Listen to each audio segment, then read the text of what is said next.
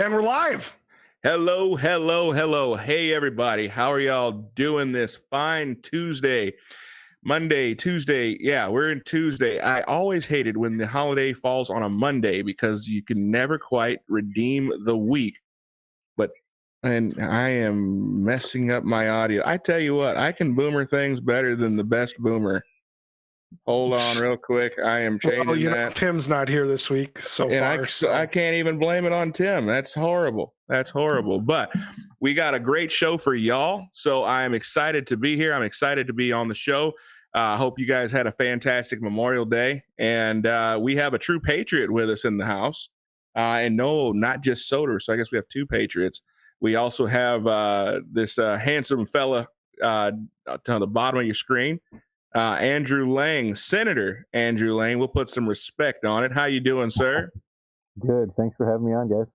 Oh man, it's a pleasure. You are the hardest get. I think it'd be easier for me to get Governor Walz on here than to get you, sir. You are a busy man. Yeah, so it's been a crazy year. That's for sure. Yes, sir. Well, we are incredibly honored to have you on the show. And, it's interesting. It's not very often, we often feel like I'm originally from Texas. I'm up here in Minnesota. And Minnesota, not to sound derogatory at all, but it's rare that I feel that Minnesota is in the national spotlight, right? And I know, again, I don't want to come across negative, but it's rare that Minnesota. No, we pride ourselves on that. I think we like to live our lives in a little bit of anonymity, right? But right now it's interesting, man, with everything going on in the country right now, and everything that shall come in the future. Man, I think Minnesota is going to play a big part in the way that things go from here on out. And we'll get into talking a little bit about that because we're fighting some issues that are national issues right now, right here in our state. And so we look forward to getting into some of those things with you, talking about some of those things. But before we get too far into it, I know it's a school night for you guys out there. It's a work night, so I don't want to keep you too terribly long. But so tell us who you are, Andrew. Where are you from? How did you get to be a politician? We don't really want to talk about necessarily the politician, Andrew Lang. And I'm only saying politician a lot because I know that bugs you. So I'm just giving you a little bit of grief. But just a little bit about who you are as a person, where you're from, and what brought you to this point.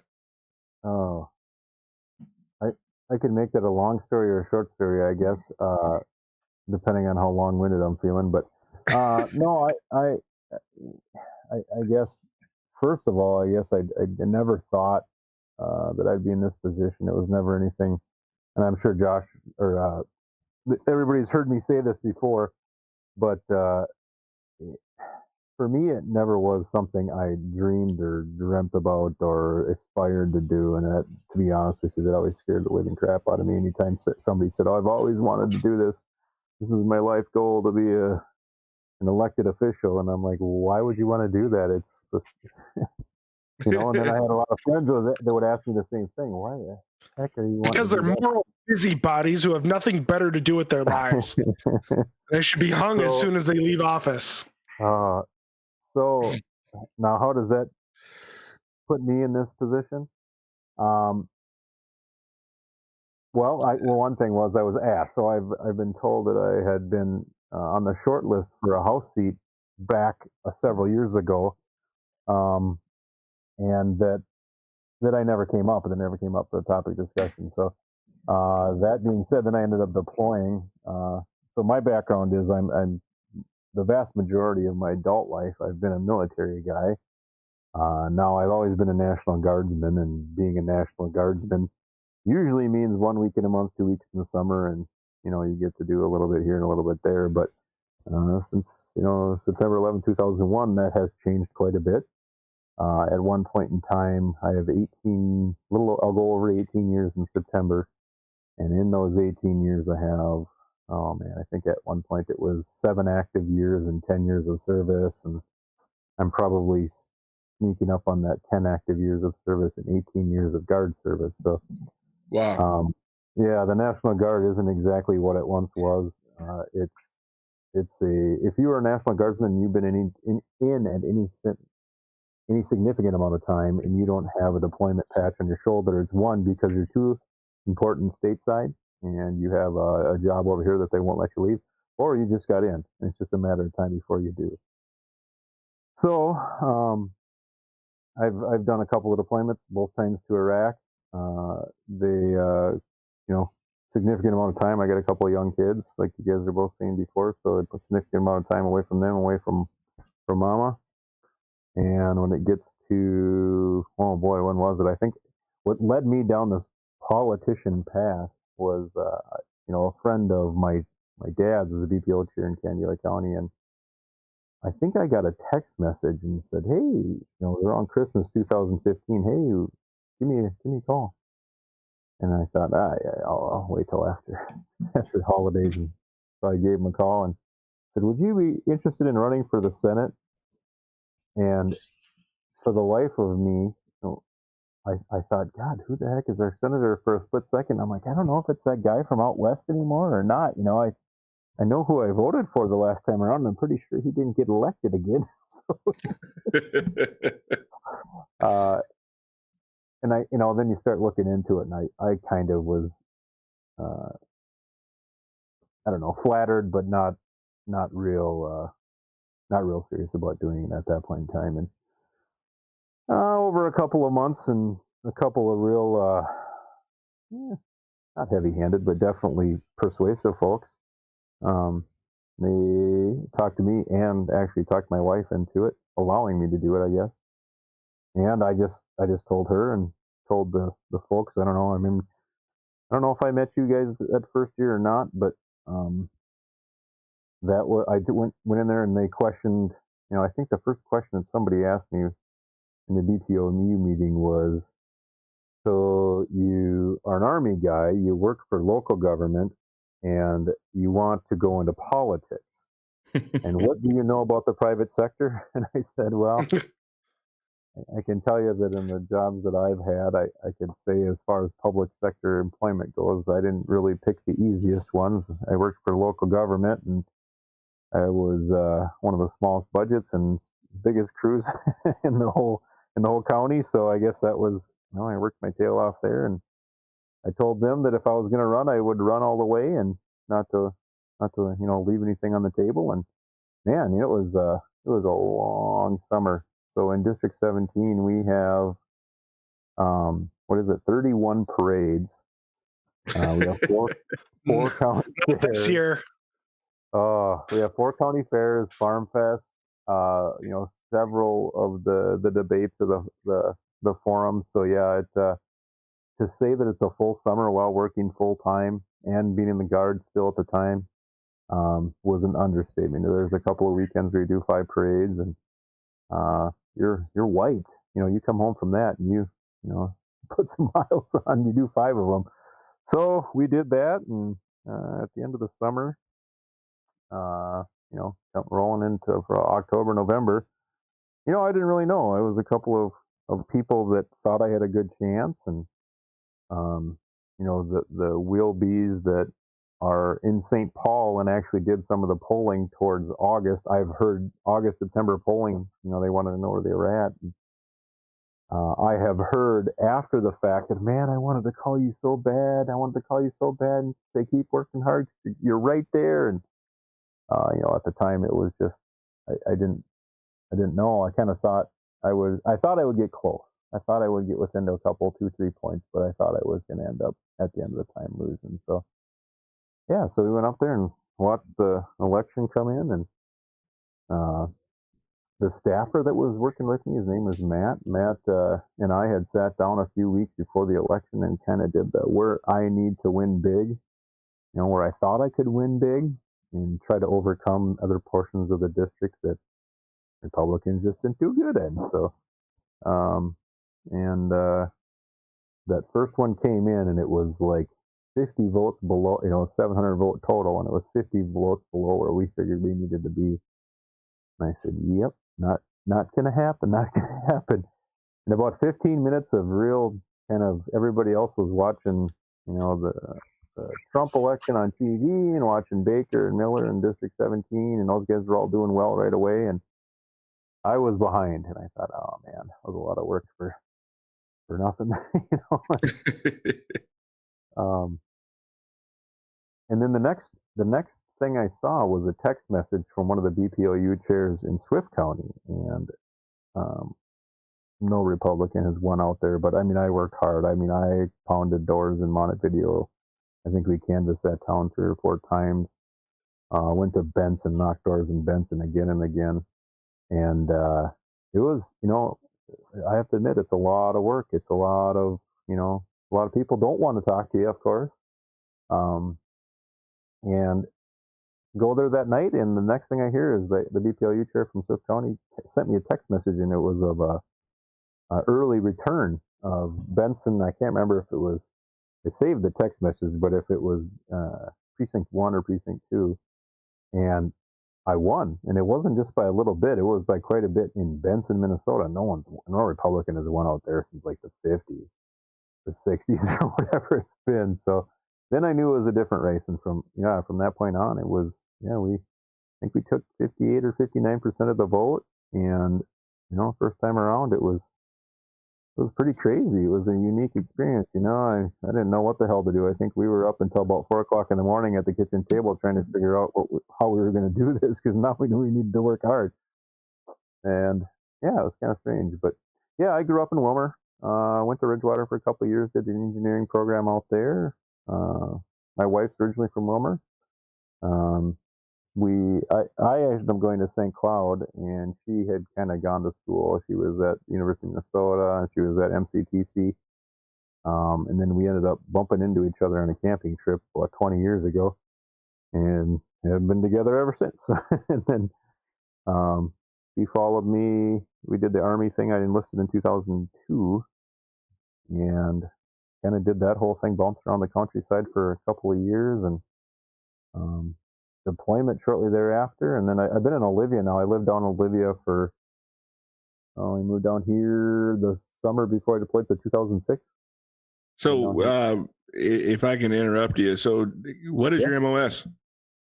So I've always been a 15 series, so which is aviation. So I went to flight school in 2004, and back then it was at least normal flight school. They didn't send you through any advanced aircraft or anything like that. Now they send them through the fancy stuff right away. But so I've been a 15 Alpha, and then once you get further on, so now I'm a 15 Bravo 2 series. So, but yeah, very nice. Yeah, very nice. That's awesome. So, yeah. Well, it's you kind of do what every kid grew up wanting to do, minus the politician side. Yeah. So another thing you brought up, and I want to get into you a little bit more, but another thing you brought up, so you said you are Republican, which I know that. Why? Mm-hmm. Why are you a Republican? You could have been anything you wanted to be. Oh, I've been a conservative, I would say, probably more than anything. And I think some of those thoughts and those beliefs change throughout your life, probably a little bit too. When you're a younger kid and going through college, I probably had some different views when it came to,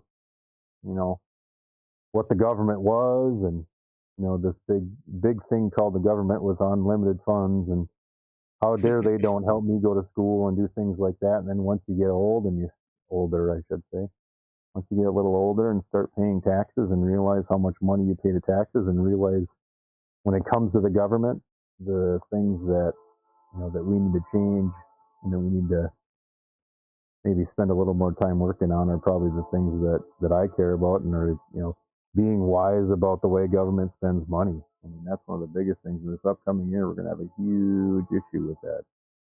You're going to see a lot of those golden toilets going away, which I'm sort of okay with, as long as I have a little bit of say in the fact that when we spend the next dollar, that it goes in the right way. But I tend to lean to the right, I guess, almost on almost everything. Socially, I'm kind of I'm probably a little more libertarian when it comes to. I don't really care what you do in your own home, what you do in your own, I who you worship. I don't really care, as long as you don't force it upon me. I won't force it upon you, and if the government doesn't have anything to say with that, I'm good with that. But and I think that leans a lot more conservative or Republican for most situations, most topics. So that's kind of always where I was. Well, and that wasn't meant to be a combative question at all, but different people are Republican, or different people are Democrat or liberal for whatever reason. And I know earlier in my life I was a lot more liberal. Through college, and as I got older and started raising a family, I got to be more conservative fiscally anyway. So Yeah. I suppose socially, it's kind of a mixed bag, but I espouse the idea that you have, hey, if it doesn't infringe upon my rights, then have at it, or the rights of another person, have at it. So, but right now, I mean, so I think there's a slight victory lap in order.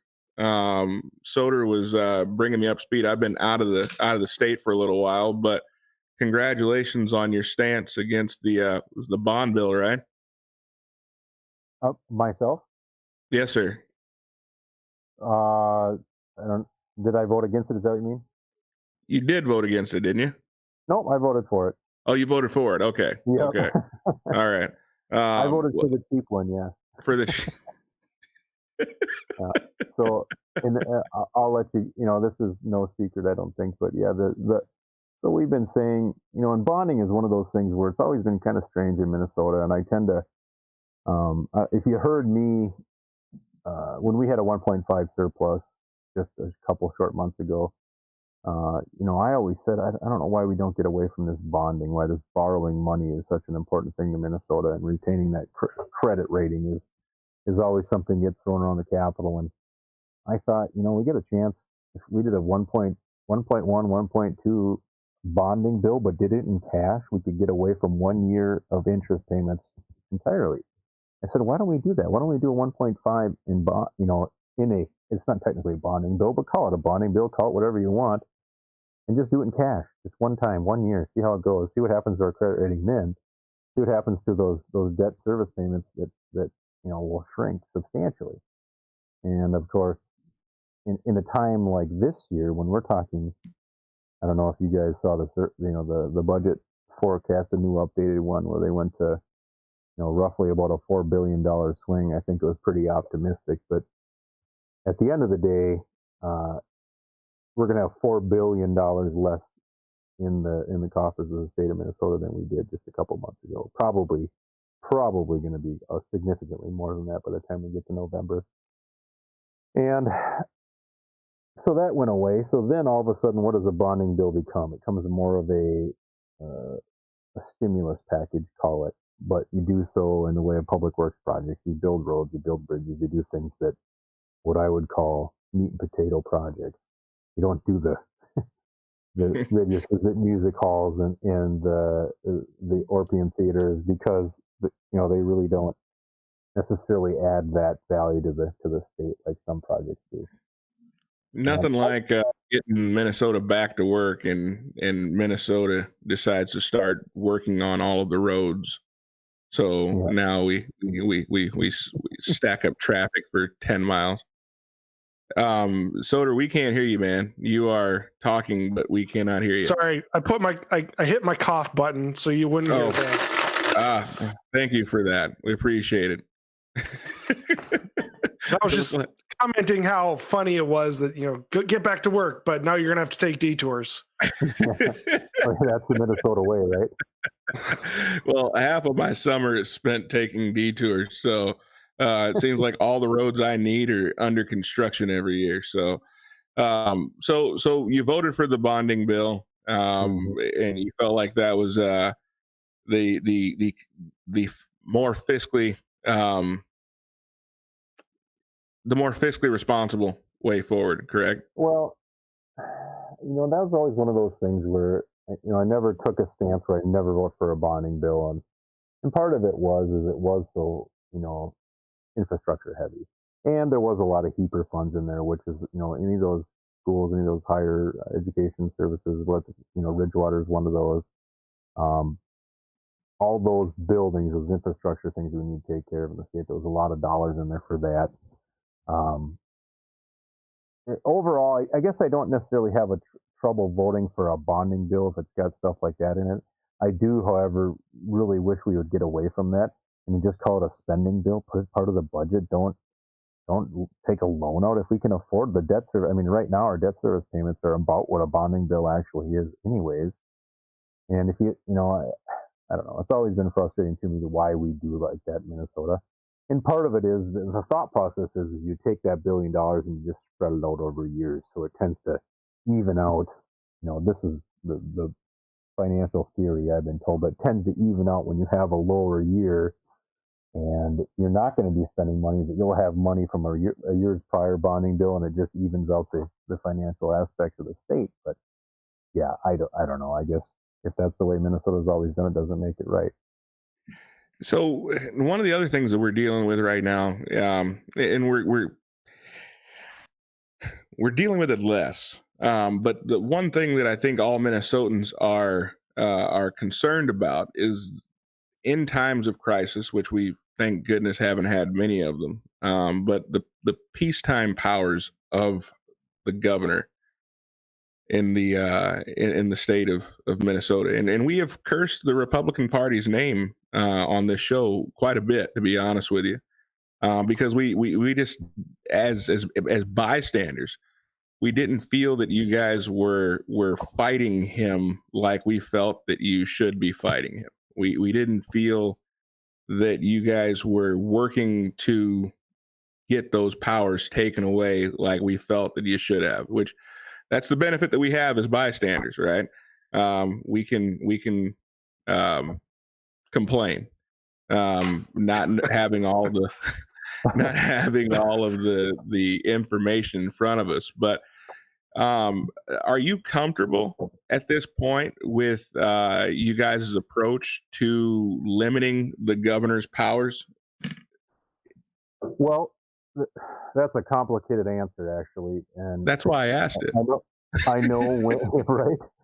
I know when you asked me to come on the show, I thought, well, we're going to have to talk about Chapter 12, right? So Chapter 12, Minnesota statute, has everything to do with the governor's ability to emergency powers. So am I happy with the way it's all turned out? I can say yes and no. And the way I answer that is I can say, well, initially when this all happened, I didn't think it necessarily was a bad step to put the state on a lockdown order and go into some sort of quarantine mode, because we didn't know. I'm not a doctor. I don't know how many people are going to get infected. I heard some pretty crazy numbers coming out of both the CDC and MDH. And I have to admit, at first I was like everybody else. I was kind of frightened by it. I was like, oh man, maybe we're gonna be in a tough spot. Now, I can tell you the very first night that these orders, I think it was a Tuesday night, because I remember the governor coming on TV and making that announcement, and he hadn't told anybody. And by law, he's supposed to tell both the House and the Senate majority leaders and minority leaders what's going to be happening. He didn't do that, so technically he broke the law right then and there. Later on, I would tell you that even the next day, we're talking to lawyers, we're trying to figure out what our legal rights are. And if you read, and this is as the Senate body and as the House body, what we can do. What can we do once he orders that peacetime emergency order? So you go into Chapter 12 and you start digging around in this very vague subset of chapters in Minnesota law that really gives the governor pretty much all the power he wants, more or less. And there's some sections in there that could be debatable. We had a little bit of discussion about things like the governor should or does have absolute power to shut schools down. There really is no arbitrary language in Section 12 or Chapter 12 that really, I don't think you could fight that. When it comes to businesses or churches for that matter, there was a lot of discussion probably behind the scenes about whether legally the governor has the right to do that. And I would tell you that I sure don't believe he does. I don't think he has the right to shut a business down whether he likes them or not, unless they're breaking the law or breaking health code or something along those lines. He can't arbitrarily shut businesses down. Now, I think you've seen a little chink in that armor over the last couple of weeks when churches have started opening. And if you real quietly, the governor kind of said, "Well, I never told that you guys had to close, or I never said you had to close." I started thinking to myself, that's an awful lot like it's what it sounded like initially. Is it sounded like you were going to force them to close. And then over the last few weeks, if you saw that business in Albany was threatened by the attorney general with a $25,000 a day fine, that sure sounds like a threat to me. Sure. And to be honest with you, I think all those guys have a perfect, absolute power to take those arguments to court. Now, as a Senate body, that is the tough thing. So as a legislative body, what powers do you have during a peacetime emergency? The answer, and the sad truth of it is not much. You have a little tiny bit of financial power. You have a little tiny bit of financial responsibility. And at the time, the first two bills, they're all flow through federal dollars that I didn't have any qualms about spending that because we didn't know what we were going to have to spend things on. We were buying ventilators, we were buying, they were doing all kinds of intensive care beds. They were doing, wings to hospitals that hadn't been used in the past, and buying $7 million buildings in order to build morgues. Oh, yeah, that didn't happen. Thank God. So, but they talked about it. They talked about it. So there we sit as a Senate body, and unfortunately, the person we'd have to go up against to stand up against these orders is the Attorney General with an unlimited state budget. The Senate as a whole doesn't have that kind of legal budget to fight a battle like that during that short time frame. And truthfully, I think the governor probably took a calculated risk by thinking they're not going to have time to bring me to court when I close all these businesses, when I close all these. They're not going to have time. It wouldn't go to court till summer. And I don't know. It's a strange situation. So what as a Senate body have we done since then? Well, we did, what Senate bodies do. We vote on things, right? So we voted on a bill, passed it off the Senate floor, that would change the law. So the governor would always have the ability and the leeway and the freedom, I guess you would say, to do a peacetime emergency. And he could do it. And he could do it for 30 days. But once that 30 days comes up, go ahead. So let me ask you about that. So what was the rationale behind putting forth a bill to modify 1231 as opposed to ending peacetime powers? Why do we want to change it? Why modify it as opposed to putting forth a bill to end it? Well, we had each. We had both. Oh, really? So the one that just ended it, got brought up in the House first. They didn't pass it off the floor over there. When it came to the Senate, it came in the form of a resolution by Doc Jensen. And I guess we could have done both. Truthfully, I think the latter is probably a more meaningful piece of legislative work when it comes to the governor still has that power. I think in the future, if there was ever a Republican in leadership or the governor's role, I would want him to have that same sort of power, that 30-day window of, hey, it is a real peacetime emergency.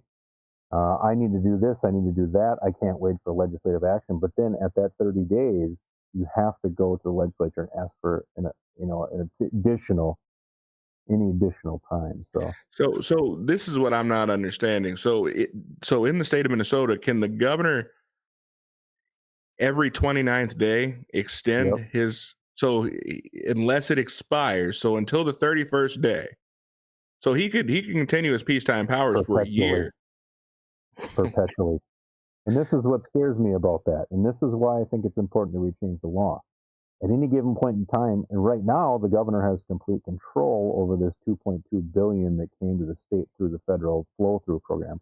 The legislature doesn't have any say where that money goes. And if you watch, and there's already some of those legislators that are pretty open, or pretty angry about the fact that this is going to be unevenly distributed throughout the state. And I can tell you right now that some of those Republican districts are going to have a tough go of it, financially speaking, when it comes to those dollars. The thing that in the future I think is important is that I am worried that the governor is going to do an absolute executive order for mail-in balloting. I think, he has the power to do that right now, and the legislature can do anything to stop it. I think you need to change the law so in the future the legislature has a say. And if it's a Democrat governor, a Democrat House, and Democrat Senate, obviously I can't stick my big fat nose in there and get it in the way, but at least we'd have that option at that point. So let's again. This is where I'm the statement that I made earlier that Minnesota is fighting at the forefront of some issues that have national implications. Right? We saw, for example, Trump threatened to win Minnesota. Had a few things been a little bit different, he would have won. I would say as much to Soder and a couple of other guests' chagrin. Had Gary Johnson not been in the race, I think Trump would have won Minnesota. It would have been, it was pretty darn close already.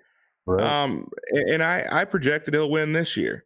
And so that, and if Trump can win Minnesota, I feel that Minnesota, unlike, people talk about Iowa, they talk about Pennsylvania, they talk about,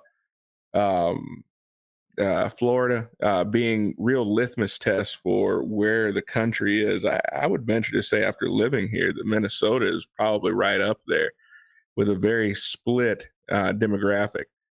But one of the things that we're dealing with right now is this whole mail-in ballot thing. Why now? Why do you feel that this is, because this isn't the first year that this has been pushed, right? It just seems like the perfect opportunity.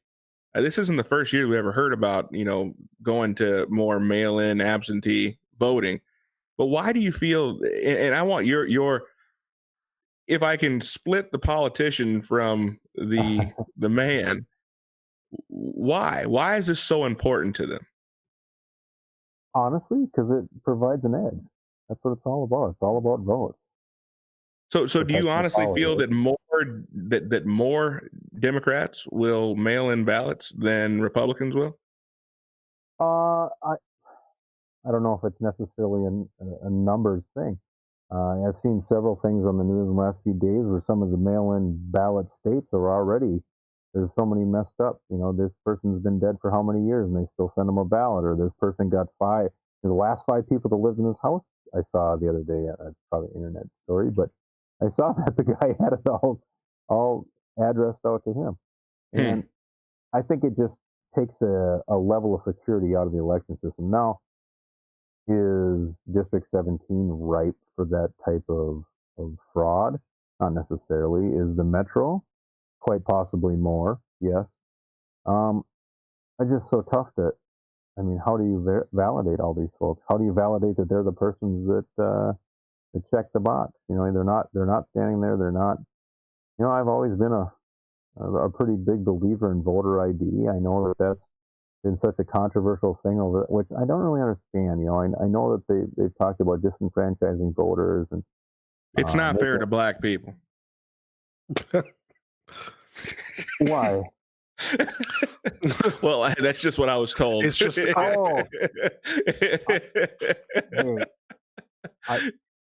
you can give me a good reason. Hey, my kids are young and they have IDs, so I don't know. Yeah, I've been I told need an ID to drive. I need an ID to get liquor, cigarettes that are taxed up the wazoo, certain magazines. see what else. I need an ID to buy a gun, and not just get a gun, but also to get a carry permit. And I got to show them every time I buy. To what? Carry a gun? It's definitely a right. There you go. And is voting a right? That's a really good question. We take it away from felons.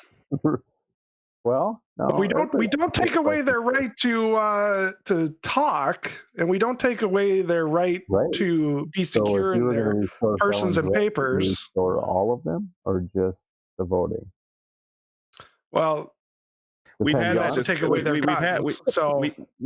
discussion here, Andrew, and I don't think that I don't think you're ready for it, to be honest with you, because Soder is a strong proponent of once a person has served their time, that all rights and privileges should be restored, including that of owning a firearm. So I have a very similar stance, minus, I think, each individual case on its own, right? But overall, if your rights are restored or your rights not restored across the board. Now that's the question that, I guess the society as a whole, over however long we've been around, well, it's been 250 years now, America has said, if you're a felon, you don't get the right to own a gun. You may get the right back to vote. And to me, I don't know. I mean, is it because you committed a violent crime with a weapon? Or is it, if you committed voter fraud, can you still get your voting rights back? So, I don't know. It's a more complicated question, and I think that's probably a show unto itself. But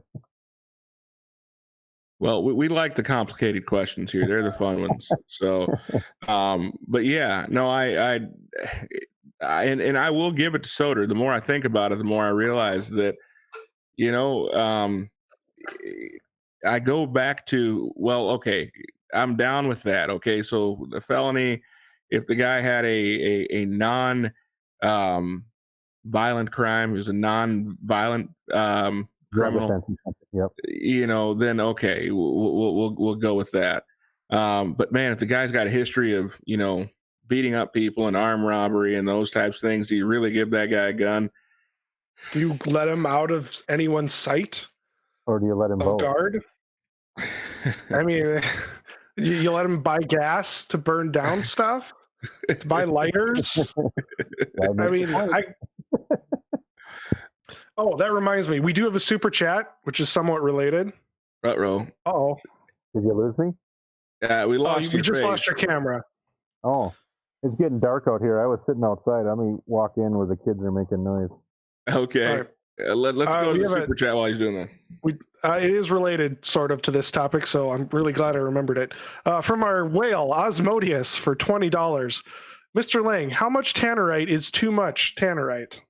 Oh, that's a good question. Watching my videos from this weekend?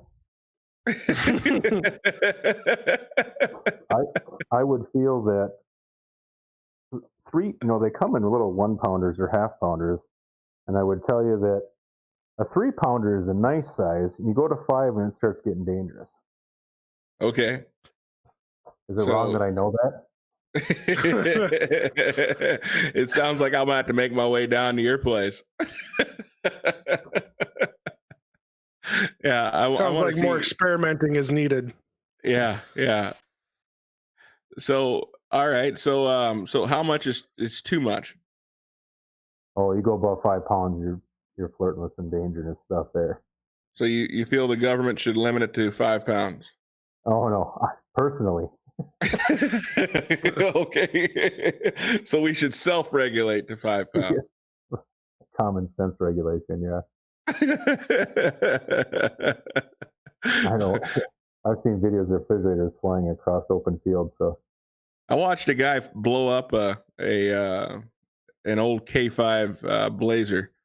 Yeah, there was nothing left but hubcaps after he got done. So I thought that's pretty cool. But I want to say it was something like 100 pounds. Ooh. So yeah, it left quite the crater. So we'll have to do that. We'll have to live stream that. Soder, let's make that happen. Do a Tannerite video. Let's do a Tannerite show with Andrew Lang. We'll do that for your on your victory night. in November. America, Or absolutely. Why not? No. We need to do is we need to go onto a field with Oh boy. is it an effigy? Effigy of Nice. Walz on top of a bucket of Tannerite. Oh no. I disavow that comment.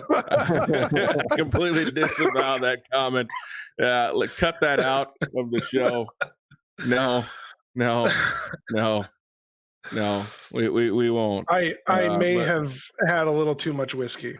Yeah, possibly. But I will say what's the limit on pounds of whiskey? Yeah, I will say let's impeach the MFer. Isn't that what they said about Trump? Oh yeah. Sounds familiar. Yeah. I mean, here's the other thing. So I've always, I guess I've never been that emotionally attached to who the president is, right? Never, like it's not gonna. I may not have voted for the guy or the gal or whatever, but it's not gonna ruin my day. You know, I'm not. It's not gonna be the end all be all. I think they might mess some stuff up if they don't do things like I believe they are, but that's life, right? So I can't believe how people have gotten so crazy over this. I don't know. For some reason, Trump brings it out in people. He does. I mean, and I think for a lot of reasons, it's because he's the first Republican in a really long time to fight back. I've been so angry and disenfranchised with the Republican Party because we've played this gentlemanly politics game for 100 years, not really realizing that game is behind us. I mean, these people are fighting extremely dirty. Yeah. And they're much better at the political game than we are. They really are. They win. And they're willing to play the long game. Well, look at it. Look at where we're at. I mean, just think about this. 6 months ago, we had people that were out on the campaign trail talking about basic income, right? Universal basic income, talking about universal health care, talking about things like government control of a minimum wage, right? Mm-hmm. We talked about all those things and we all said, absolutely not. That's socialism, blah, blah, blah. Well, fast forward to today and we have just about all those things in place, our road to get there. And many self-proclaimed conservatives are going right along with it, right? Because, it's just the right thing to do. But isn't that their argument? Wasn't that not Andrew? I almost said Andrew Lang. Andrew Yang's.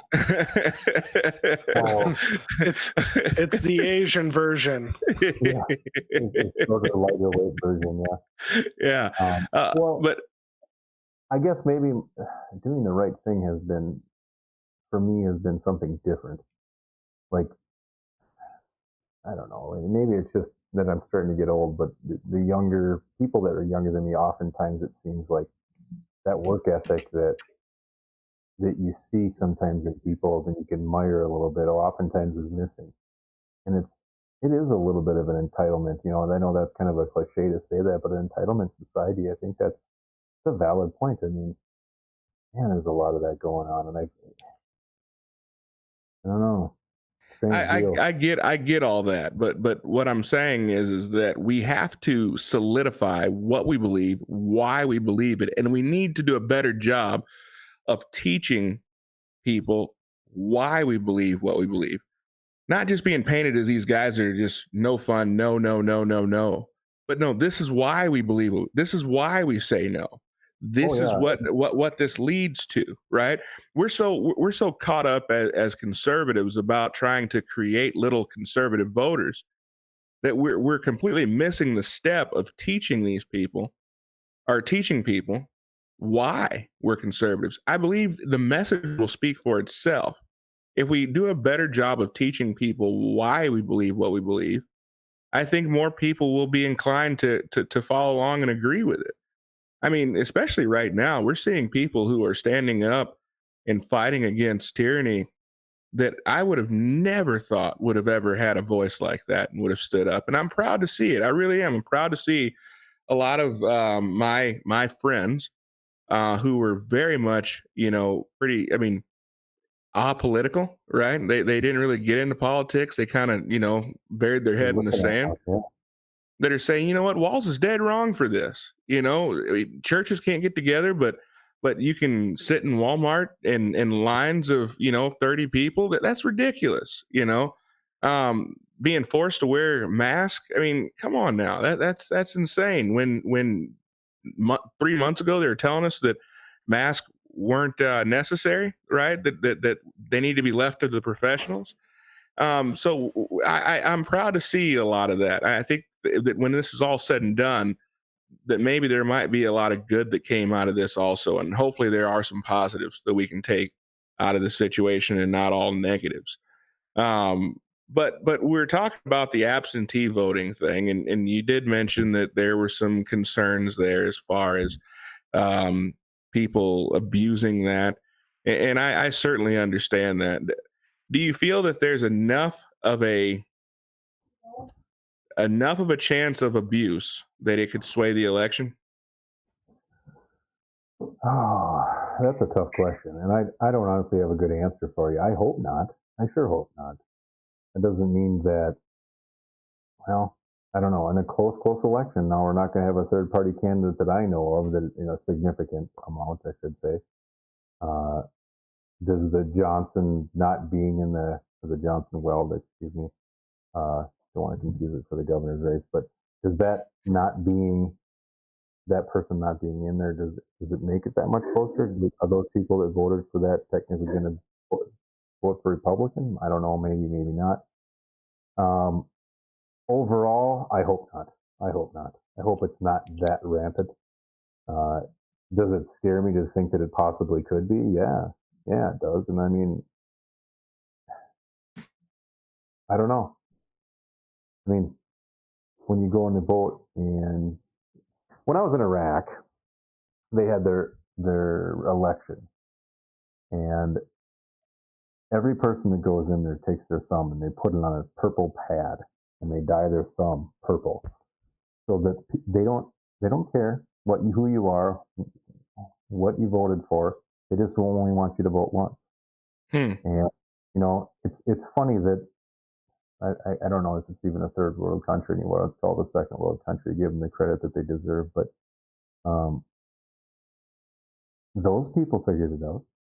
You get to vote once. And if you're not old enough, show me your ID. I don't care who you are, what your ID says, just that you and that you're old enough, and then your thumb's purple. So you can only do it once. I don't know. How did they get it so right, and we can't decide how to fix that? There's a difference in can't and won't. Yes. So I mean, we are capable of doing fantastic and great things in this country, and in this state, our resolve is second to none. Sorry about that. So I don't believe that we are incapable of doing that, but for some reason, the solution is, what did Thomas Sowell say? The solution isn't complicated. It's just difficult, right? It's going to require us to stand on some principles, and hopefully, if we can do what needs to be done, we can get some people in office, both in the House and the Senate, take some seats, and actually get some of these common sense reforms passed. So that would be fantastic. I want to get into talking to you about impeachment. I understand that, but I want to talk to you about the politics of impeachment. There's been a lot of talk about the impeachment of the governor. Before we go too far, though. Hold on. I'm leading into that. Hold on, real quick. Okay. So, but I just wanted to give him the direction where we're going. But while we're thinking about that, we've got Soder. I think we have a super chat we need to get to. Yeah, we have a super chat. Another one from our good buddy Osmodius for $2. Does Mr. Lang like big igloos? What? From the look on his face, I have a feeling he's not familiar with the meme. I don't know if I am. I try to keep up on my memes, but what is it? It's a shorthand now for Civil War II electric boogaloo. I think you're gonna have to explain boogaloo too. Well, it which has been shortened to boogaloo, which is now to get around censorship stuff, has been changed to big igloos. Deals primarily with people who don't like to pay taxes on certain firearms, or would like to own certain firearms, despite what governments may say. Tax stamp? Yeah, tax stamp stuff. I don't know, they like to wear luau shirts, apparently. We should probably have short round on sometime to explain the finer details, but it's a meme that was born out of some movie, I believe, called something Electric Boogaloo. I'll have to dig it up, get you more details in the back channels, but anyway, it's probably related to the tannerite we were talking about, because one of the memes is when the ATF storms your house and they shoot at your dog, your dead dog that you stuffed with tannerite. Oh Lord. So anyway.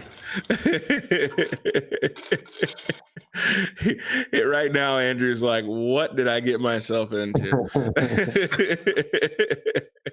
All right, so I spoke to one of your counterparts yesterday, and I told him that I really would like to see the House bring forth an investigation on this thing, and I would like for it to lead to an impeachment investigation.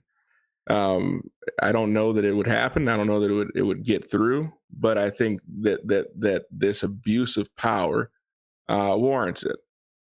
We've seen this on a national scale, but I feel that it warrants it. I don't know if you can answer this, but I would love for you to. Would you support an investigation into this abuse of power, or do you feel that there has been an abuse of power? I think so. I think in certain aspects for sure. Partially because I think there's been legal opinion. That's what it all comes down to at the end of the day, is whether the opinion on the legality of things is whether a person can do it or not, right? In this case, I think there's enough people out there that have been wronged, especially on the religious freedom aspect, I think. This is you probably see people, if they had gone after Second Amendment items like they went after religious freedom, I think you'd probably see people stand up a little more openly. For the most part, religious leaders were pretty forgiving when it came to the state shutting them down, pretty open-minded about it. And we probably saw that because, like I said before, we didn't know what we were getting into. We didn't know what the right decision was. As time has gone on, I think it's pretty glaring that these executive powers, that how debatable they are, on certain aspects, have been probably need to be looked at. It's something where the state of Minnesota has never had to cope with that before, never had to use Chapter 12, and no place that in Chapter 12 could I find where it said the governor had to, he could do anything he wanted legally as long as he didn't violate the Constitution. It never says that. Never says that they can't take your weapons away. It doesn't say they can't keep you from going to church, even though I think that the Constitution still protects those things regardless of what Chapter 12 says. But maybe it's something where at least it needs to be referred to. At least it needs to be mentioned again, so the fact that the governor doesn't think at any given point in time, whether he's a Republican, Democrat, Independent, or whatever you want to be, knows for certain that they can't step across those lines. At no given point in time should myself or the governor get between parishioners and their pastor. Never. or any other item. Well, I would have to say I agree with that completely. I the frustrating part is I've got some great friends that are in St. Paul that are doing a fantastic job. I do, but it's just I've gotten tired of the play-by-play on a daily basis. Well, this is what's going on. This is what's going on, and I'm just like, okay, when do we start fighting back? When do we start? I mean, I get that we are. It just drives me insane, Andrew, that I always get this. Oh, we don't have the House, or we don't have the Senate. Well, Jesus criminy! I mean, that never stops the Dems.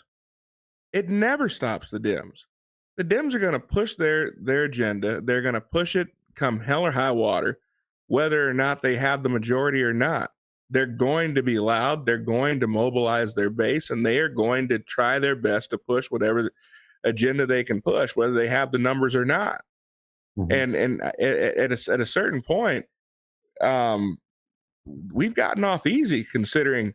I mean, every 29 days, this guy can renew his peacetime powers every 29 days. So as long as he's not lazy enough to wait until the 31st day, he never even has to call a legislative meeting, right? We lost your audio. We still lost you. Uh-oh. You're muted. Did he? It is still in the jack. Is the jack in? How about now? There you go. There we go. Yeah, exactly. Not unless he wants to spend money. That's the answer. The only time he calls the legislature back is he wants to spend the money, he wants a bonding bill. And you saw the House leverage, right? What can we hold leverage? What can we hold the governor to relinquish his peacetime emergency powers? Now, if we ever want to change in the future, which I think is a good thing if we change that law, so you get your 30 days. And I think in certain circumstances that may be warranted. Even this time around, it probably would have been warranted. Give them 30 days, give the CDC, give MDH time to figure it out, get some statistics, and we know how many Minnesotans are actually getting sick. If it's going to be 70,000 deaths, I think we should probably have a good number on that. I think it should be 2 weeks. I feel that there's a reason why we have a representative form of government. You guys are supposed to speak for us. Tim is supposed to speak for us. Dave Baker, we vote for him to speak our piece. They're not going to hear from all 5 million of us or whatever it is, Minnesotans, right? And we shouldn't expect them to do that. But we expect that our representatives are going to at least represent us. But our representatives haven't really gotten a chance to represent us, right? Because the governor has acted unilaterally. So I feel that those peacetime powers should only be in place to be used until a collective decision can be made and the legislator has a chance to convene. But I want, whether we win it or not, I want my representatives that I vote for and that I support, I want them to be able to state their piece and to fight on my behalf. I've got a business that will never be the same after this. And we will work hard to rise out of the ashes, but this has put a huge hit on us as a result. And I can't complain because there's a lot of people that are a lot worse off than I am right here in the town that we live in. And I feel that a lot of those things could have been diminished or at least reduced. I believe they could have been, the effects could have been reduced had we been more common sense about that. I mean, the idea that a salon owner can't do hair, wearing masks. I mean, it just makes no sense. There's ways that it can be done if we care enough about private business ownership in order to make those things possible. So, anyway, those statistics have come in months ago. we've started seeing that right away where the focus point should be in these long-term care facilities. Assisted living, nursing homes, that's where the deaths are happening. Minnesota's number 3 in the nation when it comes to that. And Yeah. we're not number 3 in population. We're number 3 in deaths in long-term care facilities. That's where our focus should have been from the get-go. It shouldn't have been in small businesses. Sure shouldn't have been in a hair salon. Sure shouldn't have been in a restaurant where there isn't any cases of transmission from person to person. 66% of the transmission is at home. So you're getting it from your family. Well, golly geez, guys, get outside, right? I mean, I'm not a doctor, and I could. Yeah. I don't know. No, I know it's always 2020. I understand that, but it seems to me that these decisions would have been made correctly a while back. But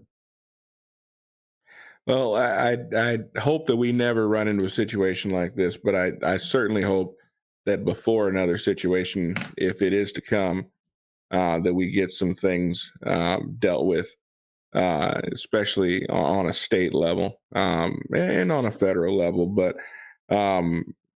definitely on the state level. Like you said, what happens in the state of Minnesota affects me a whole lot more than what happens in Washington, D.C. yeah. I have more of an actually too. I do. I have much more. I have much more of an interest in what's going on in St. Paul than I do of what's going on in Washington D.C. And I think that's the way it's supposed to be, right? And I think that's the way it's supposed to be. You can try and talk to your congressman. No, I have reached out to Colin a couple times. He actually did he say he'd come on early on, did, like about a year ago? About a year ago, he said he'd come on. I haven't heard from him again since. Maybe he watched the show. We had a roast session of Ilhan Omar, and he probably didn't like me talking about his buddy. So, is what it is. Side piece. Oh, ew, come on, Soder. Oh man. Why would he care otherwise? Well, I mean, now that we know that she does have an interest in, yeah. Anyway, all right. I'm gonna get a hit piece put out by Star Tribune again. I don't want to do that. I don't know if you read that, Andrew, but they called me a racist conspiracy theorist. So, yeah. Go figure. They left out that he was black. I don't know why. Oh, certainly.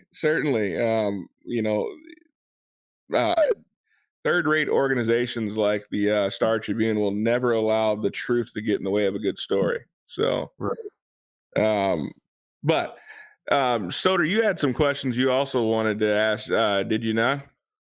Yeah. Let me bring them up here quick so I refresh my memory. Mine were softball, Andrew. But why? Well, he did kind of touch on them a little bit, so I mean, I can't go too hard on him. And I don't have the rapport that I have with Tim, so I can't. If I go too hard, he might take it too personally. Oh, come on now. He's a soldier, man. He can handle it. I think I saw another. Before you get into your question, though, good point. I think I saw another super chat come through. Osmodeus, we really need to get this guy a card or something. I think I gave him. I sent him a card.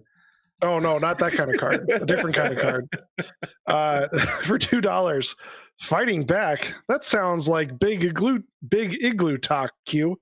Have you seen the light? I've always been a patriot, buddy. I've always been a patriot. So, yeah, we'll leave it at that. I got it. I think the most important thing we're going to talk about tonight is behind Soder. Is that Earthworm Jim? It is. And we had the creator of Earthworm Jim on this show. Oh yeah.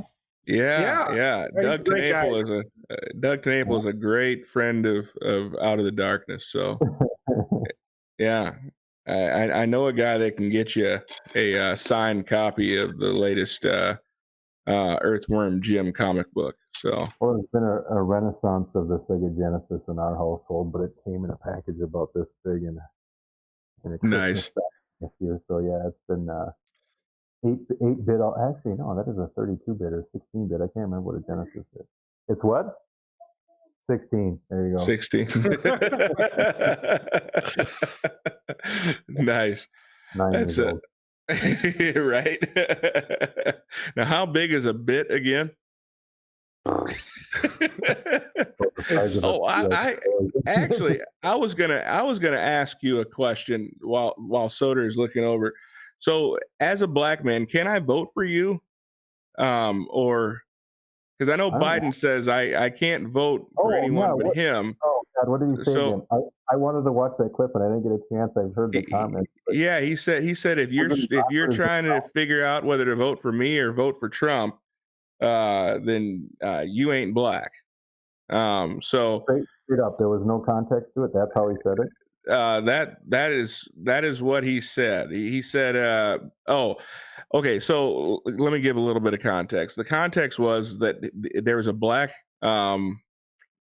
interviewer, and he was saying that he felt that because black people gave him the nomination, essentially, with the North Carolina. the momentum that he picked up in South Carolina, and he got the black vote across the South during the primaries. He said you owe it to black people to give black people a black female running mate. You need to give them a black female running mate. That's what the interviewer told him. That's what the interviewer told him, and he said, "Well, huh? Yeah, no, well, not a good one, just a black one." And so he says, "Well, if black people are having a hard time trying to decide whether to vote for me or to vote for Trump, then you ain't really black." So, so voting wasn't even tied to it. It was just the consideration of voting for Trump. Holy cow. That's even worse. Glimpse into that man's soul and what he really thinks, right? I found it incredibly offensive that yeah, everyone else can think for themselves, but if you are this skin color, you must vote the way that I think you should vote, and if you don't, then we are going to take your identity away from you. Which, wow, that's got to be the strange situation where, as a culture or as you have a certain color skin that you feel pressure to vote a certain way. I've never. I don't, but there is a lot of pressure to. I mean, and it's actually put out there by the mainstream media that if you're black, you should think this way. I mean, we have a situation going on right now in Minneapolis where the young man was killed yesterday, and there's a huge and I haven't fight. seen that video, but I heard that guy was definitely in the wrong the way it sounded.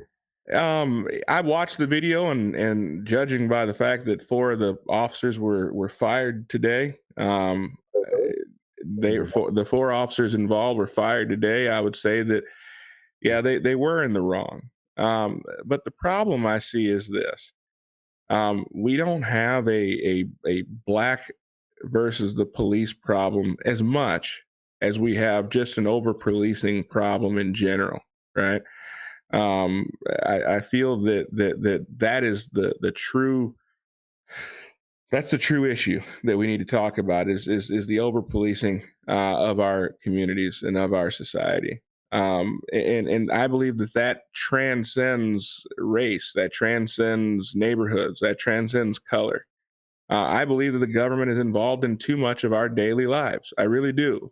And I know that there's a function for government, but I also realize that we have a thing called natural law. In this country, at least, we believe in natural law. We believe that there are certain rights that are given to us by God. And those rights still mean something. The problem is that we must give up some rights in order to be governed. And I get that also. But this pressure that we feel to to separate into parties, to separate into races, and and go out rogue because, well, this affects black people. Well, at a certain point, we got to be smart enough and just say, no, we need to actually attack this as Americans, not as black or white. Because you said it. Well, from what I've heard, yeah, the officer was in the wrong. You're not saying, well, you know what? I think we'll see. But I watched it and I said, you know what? Hey, I'm not a Black Lives Matter guy, but at the same time, I watched it and I thought, you know what? Right is right, wrong is wrong. I mean, the guy basically sat there with his knee and all the pressure on the guy's neck for about almost 10 minutes. Just sat there with his neck. The guy was begging, I can't breathe, screaming for his mom, please, please, please let me up. Please, please, please. I won't fight anymore. I won't fight. Just please let me up. I can't breathe. And, we watched the guy go completely numb and go completely lifeless. I defy anybody to watch that and not say, wow, that was gruesome. That was rough. But I feel like when you make it a black-white issue, you actually remove a lot of the momentum that you could actually have to get positive change by this separating into tribes. Does that make sense? Well, yeah, I think that could be. You can take that and go right to political parties with that. Having to divide yourself, Democrat and Republican, when there is no. I can tell you right now that I have political discussions with the rightest of the right and somewhat moderate Republicans, and then I would say that there's Democrats in the Senate that are probably more conservative than some of the Republicans we have elected. It's just like everything else where there is no black and white. It is a very gray area where, at least in the Senate, I know the House is maybe a little. If Tim was on, he probably would admit to it as well. But the House is a little more political like that, and maybe it's because I'm in the Senate and I can say that it's. But you'll see that in what comes out of the Senate too, because a lot of the times it isn't quite as divisive, or it isn't quite as polarizing, because we have the luxury. There's only 67 of us instead of 134. When you take that number and it makes it even bigger when it goes to the U.S. Congress, you have 400 and some of those yahoos there. No wonder they have to be so loud so they get heard. Well, I mean, truthfully. So.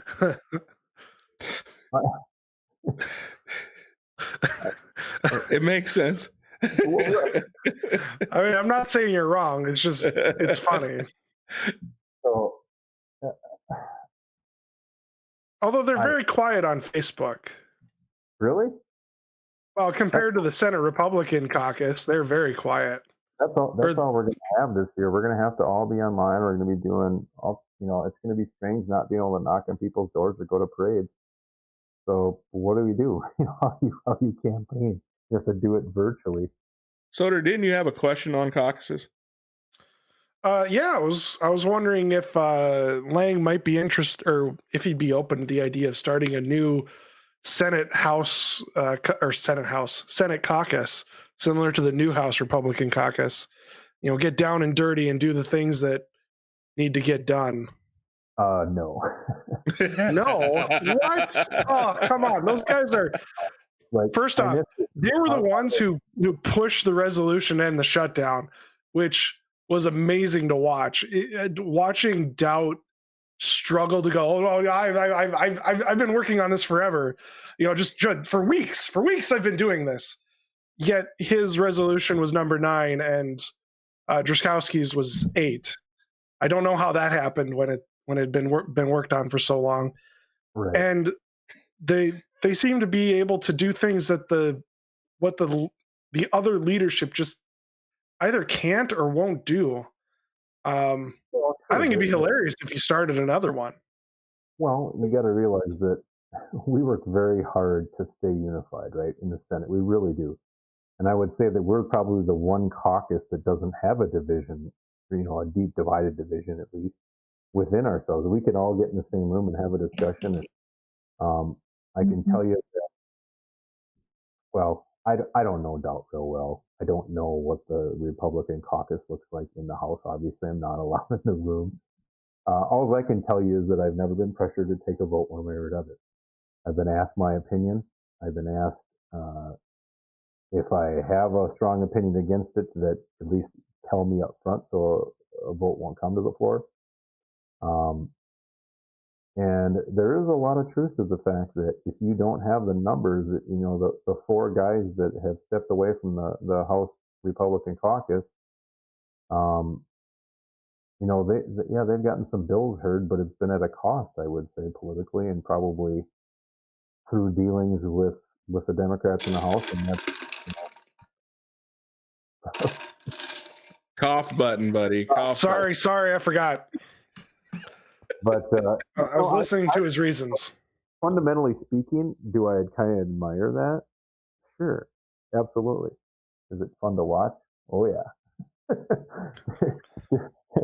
Is it a good political move when it comes to, okay, for example, Second Amendment stuff? Was it 2 years ago when all those bills came up from the moderate Republicans?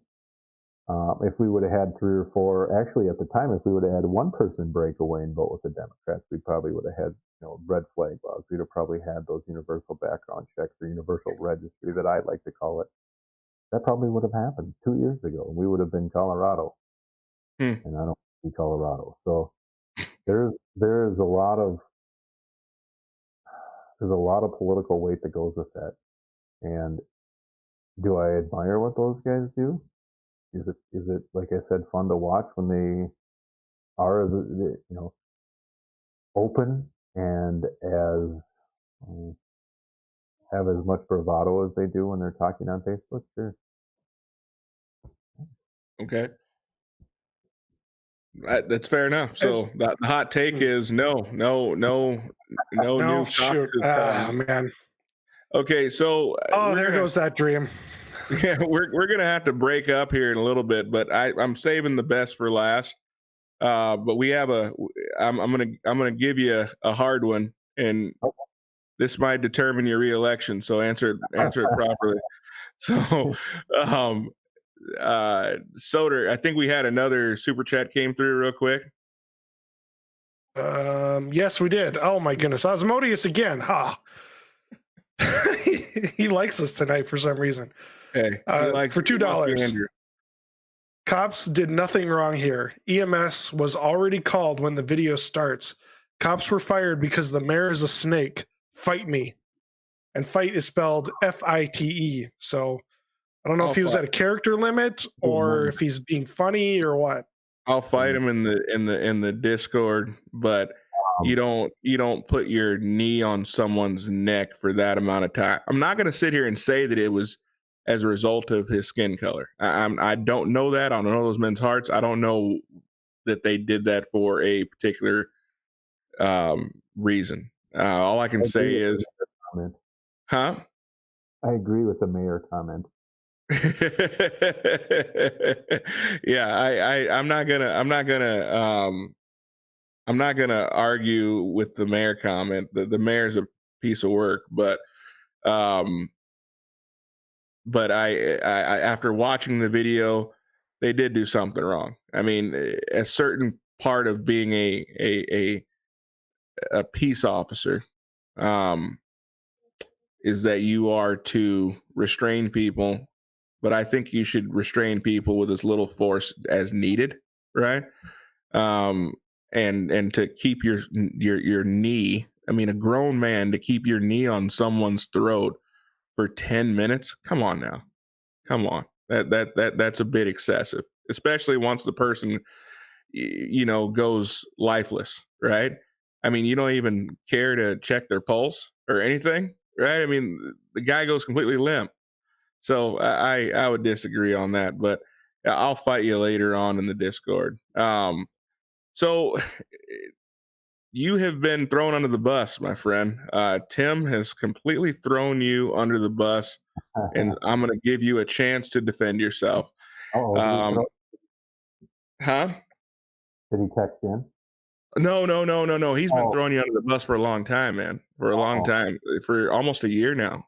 over a year now.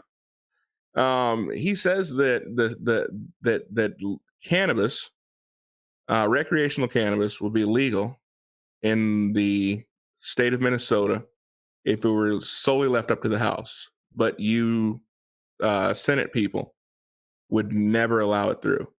Is that a true statement?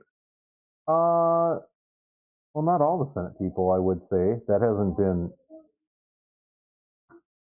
Isn't that what he said, Coder? I guess I don't know if the. Yeah, I think that's roughly what he was talking about. There you go. Then I'm surprised they haven't passed it off the Senate or the House floor. They did some real medical stuff that Winkler had thrown in on the HHS bill, I think, earlier this year, but it was kind of a nothing burger. I don't know. My personal view was when I got elected, I really didn't. I don't know. I guess I really didn't have a strong opinion against it. It was kind of, I don't know. I didn't think it was a great thing. I didn't think it was a meaningful thing to the state.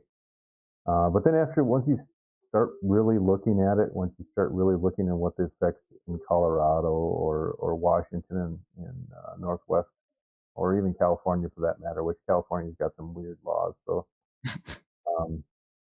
but in Colorado, take Colorado for example, they they had a state constitutional ballot that it's in the Constitution. That's never going to change. Colorado's always going to have legalized recreational marijuana, and it's like, okay, so there's a group out there that I'm trying to remember the name of it. I wish I had prepared. I probably could have give you they do a pretty good PowerPoint presentation and talk about some of the statistics. So it's kind of a unique group. It's some retired law enforcement guys, and then it's some marijuana farmers or some people that have been in the business and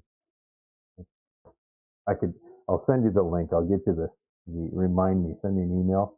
Why don't we just have you come back one of these days and do it, because it would be an interesting conversation, just because right now we're dealing with COVID, but before we went into this, it was a pretty hot topic, and I'm imagining that the closer we get to November, it will be a pretty hot topic.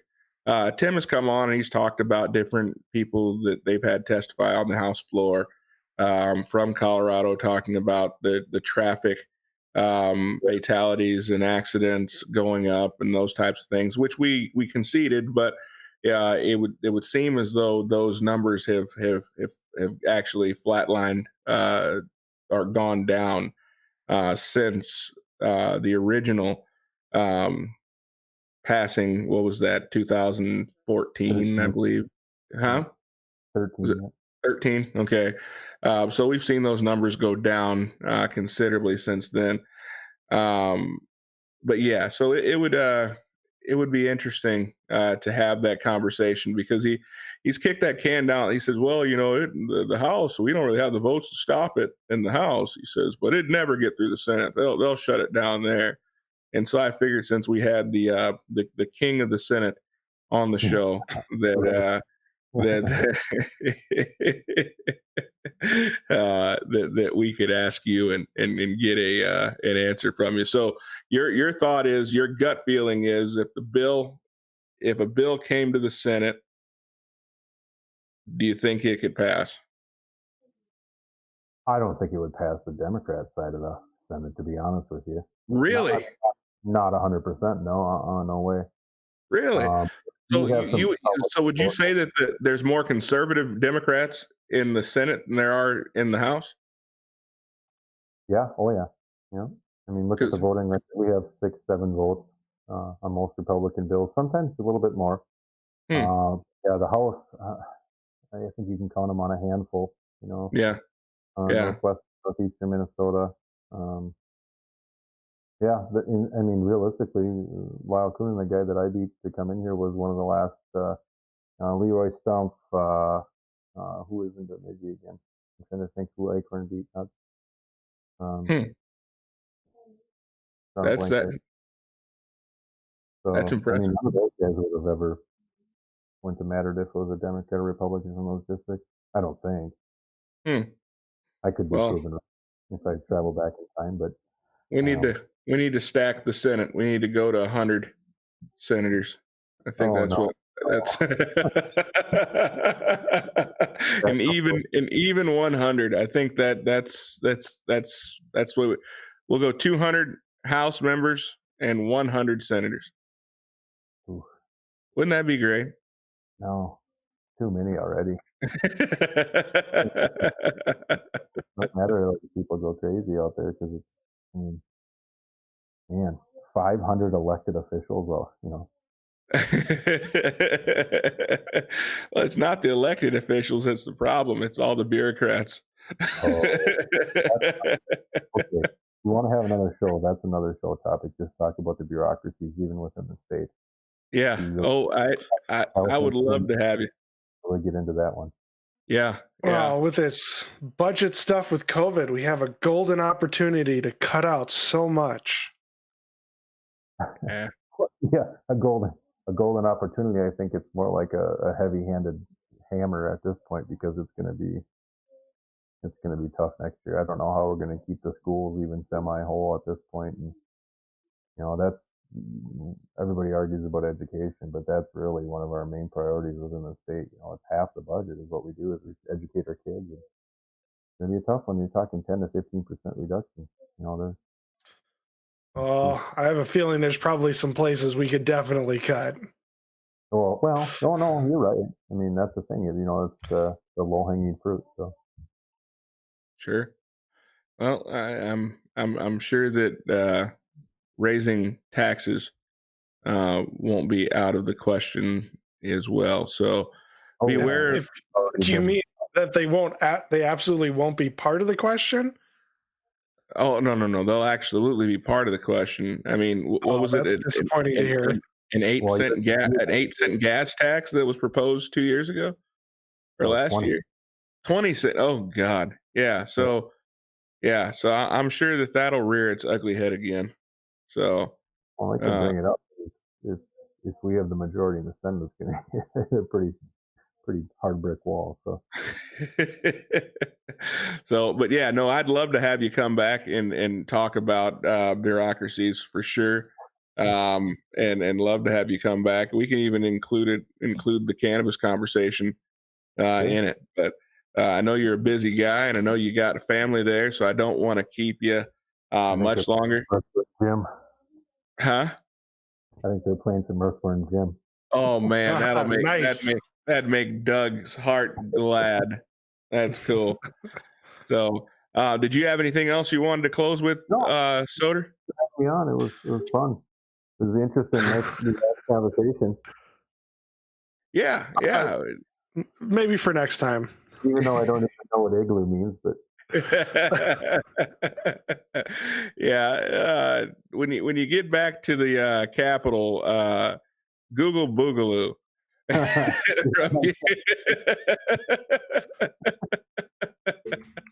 Yeah, I'm sure those filters are going to let that through. I don't let my emails through.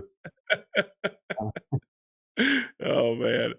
All right, guys. Well, hey, thank you guys so much. Thank you guys for joining us. Thank you, Mr. Lang, for being here. The king of the Minnesota Senate. You got a chance to hear that, and a war hero at that. So thank you for your service to both our state and our country.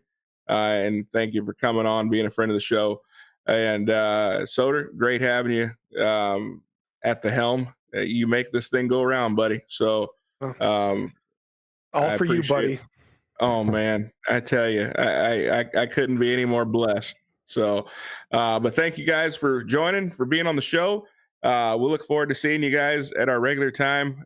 We might actually be coming back later on this week. We're working out Drexel from over on Nick's channel. Wants to come on and have a discussion, and you're not going to want to miss it. We've been talking all week. You're not going to want to miss that. So just be tuning in either by Twitter or watching the community page, and we'll be posting that up as soon as we get a time signed, sealed, and delivered. But you guys have a fantastic night, and I will look forward to seeing you guys on the other side. Have a great night. Good night. Okay. Night, everyone.